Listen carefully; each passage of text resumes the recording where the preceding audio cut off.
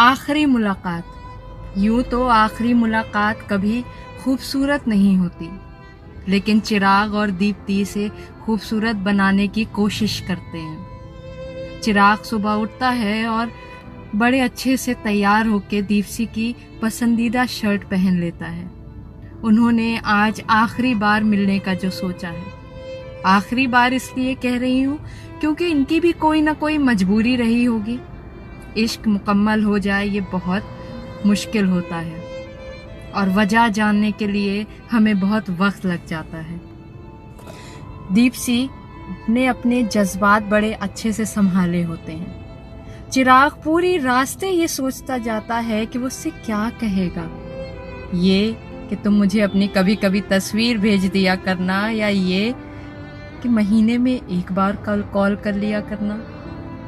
उसे पता होता है कि दीप्ति उससे बहुत प्यार करती है, लेकिन दीप्ति की भी मजबूरियां होती हैं और मजबूरियां चिराग की भी होती हैं। वो दोनों मिलते हैं और वो दीप्ति का हाथ जैसे ही थामने लगता है, दीप्ति अपना हाथ पीछे कर लेती है। चिराग समझ जाता है कि ये आखिरी मुलाकात से पहले ही आखिरी हो चुकी है, लेकिन चिराग उसको संभालने की कोशिश करता है और दीप्ति से बोलता है, सुनो, तुम मुझे याद करोगी? दीप्ति बड़े गुस्से में कहती है, चिराग, मुझे तुमसे ये बातें नहीं करनी है।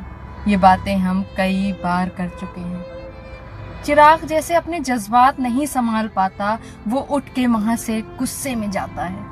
उसे पता होता है दीप्ति उसका हाथ थाम लेगी, ठीक वैसे ही जैसे पहली बार दीप्ति ने उसका हाथ थाम उसे रोक के ये कहा था, तुम मेरे हो। लेकिन इस बार ऐसा नहीं होता है। दीप्ति मानो यकीन कर चुकी थी कि ये मिलना नामुमकिन है और उसने अपना मन बना लिया था, लेकिन चिराग दीप्ति के लिए आज भी पागल था। वो आगे बढ़ता है और पलट के देखता है। उसे लगता है दीप्ति पीछे खड़ी है। जैसे ही वो पलट के देखता है, वहां कोई नहीं होता है। इस बार चिराग को रोकने दीप्ति नहीं आती है। शायद उसे पता होता है कि अगर इस बार उसने चिराग को रोका तो वो फिर उसको दोबारा जाने नहीं देगी। दोनों ही अपने जज्बात काबू में कर लेते हैं, लेकिन चिराग को पता होता है कि कभी कोई लौट के नहीं आता और दीप्ति भी नहीं आएगी।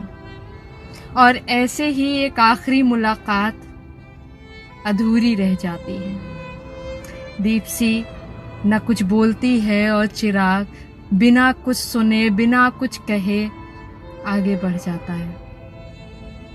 और इसी पे एक शेर है कि बेइंतहा मोहब्बत की कोई तो निशानी है, चलो दर्द ही सही।